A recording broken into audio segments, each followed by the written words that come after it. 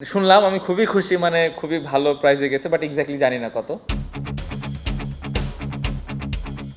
নতুন দলে নতুন রেকর্ড গড়ে নাম লেখালেন মোস্তাফিজুর রহমান। আইপিএলে কাটার মাস্টারের দাম এখন দেশের ক্রিকেটের টক অব দ্য টাউন।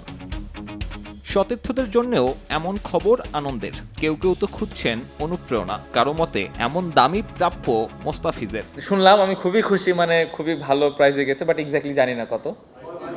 ভাই, এটা খুবই খুশির খবর। আমার মনে হয় যে মানে আপনাদের উচিত এখন এটারে যত ভালোভাবে প্রেজেন্ট করা যায় মানুষের সামনে। খুব ভালো একটা প্রাইজ পেয়েছে আলহামদুলিল্লাহ। মানে এটা আমাদের বাংলাদেশের জন্য অনেক একটা, আমরা মনে করি একটা ব্লেসিং, কারণ বাংলাদেশ থেকে এরকম একটা প্লেয়ার ও ডিজার্ভ করে। কারেন্ট ন্যাশনাল প্লেয়ার উনি খেলতেছে আইপিএলে, অনেক ভালো একটা অ্যামাউন্ট নিয়ে, তো খুবই ভালো লাগছে। এটা তো আমাদের জন্য অনেক গর্বের বিষয় যে মুস্তাফিজ এত টাকা 9 কোটি 20 লাখ টাকায় সোল্ড এবং কে কেয়ারে খেলছে। তো এটা তো আমাদের ক্রিকেটের জন্য একটা ভালো পজিটিভ ভাইব একটা।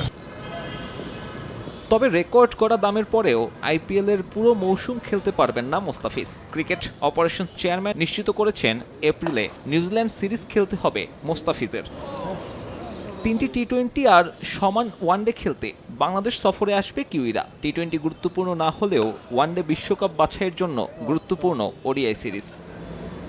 দুই ফরম্যাটের স্কোয়াডে রাখলে আইপিএলের একটা বড় অংশ হাতছাড়া হবে কাটার মাস্টারের। বিসিবির আরেক পরিচালক অবশ্য এনওসি না দেওয়ার পক্ষে নন। তার মতে সুযোগ পেলে ক্রিকেটারদের ছেড়ে দেওয়া উচিত ক্রিকেট বোর্ডের। ইন্ডিভিজুয়ালি হয়তো ওরা যে ফ্র্যাঞ্চাইজ ক্রিকেট খেলতে পারে, but end of the day আমাদের বাংলাদেশকে সার্ভ করা should be our first priority. But তারপরেও আমি বলছি যে যদি টুর্নামেন্ট সিরিজ বা ইন্টারন্যাশনাল কমিটমেন্ট যদি এত সিরিয়াস না থাকে, তাহলে আমাদের প্লেয়ারদেরকে সেই সুযোগ দেওয়া উচিত। মার্চের ২৬ তারিখে শুরু হবার সম্ভাবনা রয়েছে আইপিএলের, চলবে মের শেষ নাগাদ পর্যন্ত।